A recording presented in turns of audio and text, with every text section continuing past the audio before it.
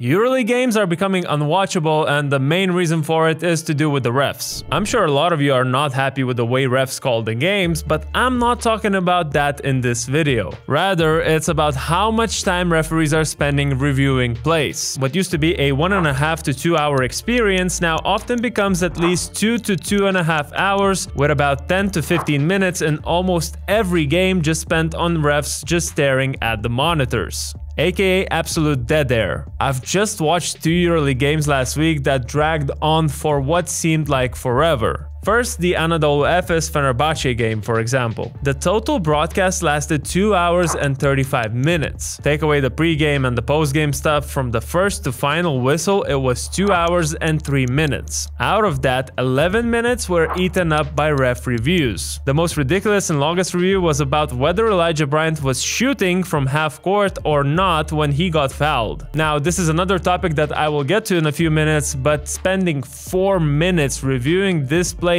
in the middle of the second quarter is just ridiculous. Left, under basket left, under basket right, under basket left. We need under basket left. Oh, but don't wait to see.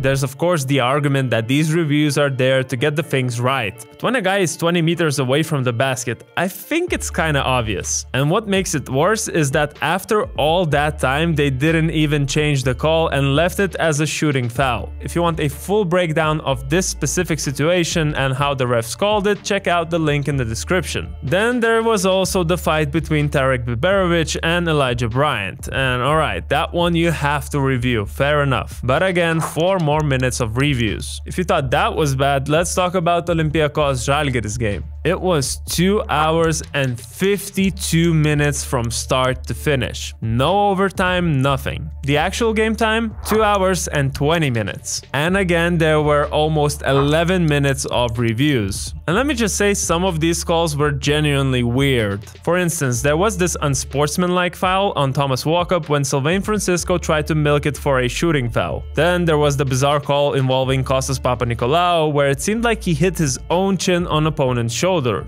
Initially, the refs called it a foul on David Asirvidis, then they checked it to see if it was an unsportsmanlike on him, but I think after realizing they just made a bad call, they left it as a simple foul on Butkevicius. And again, we lost a few minutes just figuring that out and still leaving everyone confused. Then, at the very end, Francisco's blocking foul got overturned to be a charge on Petrushev, and the end-one layup got overturned correctly to a foul before the shot. Fine, those were legitimate uses of a review, but still, all these situations add up, and so does time. Before I get into the biggest issue that I see, I just wanted to shout out our partners Rabona. Visit their website by using the link in the description and find all the odds for all EuroLeague games. So, the biggest issue that I see right now is something I mentioned in the first example. It is the constant fishing for shooting fouls. Most of the time when referees review plays, they get it right. They check if the foul was unsportsmanlike or who touched the ball last, but when it comes to these shooting fouls, the situation is a bit different. It's almost like there's a different interpretation every single time, and it always leads to these long, drawn-out reviews that kill the momentum of the game. And look, this wasn't just a EuroLeague problem in the past. The NBA dealt with the exact same thing not that long ago. Remember when James Harden was exploiting this and getting 3 free throws all the time? You would barely touch him and he would launch a shot from somewhere near midcourt. It got so bad that the NBA decided to change its rules in 2017. They essentially said unless you're clearly in your upward shooting motion and within a certain distance from the basket, you're not getting free throws. And they backed it up with clear, strict guidelines so everyone knew where they stood.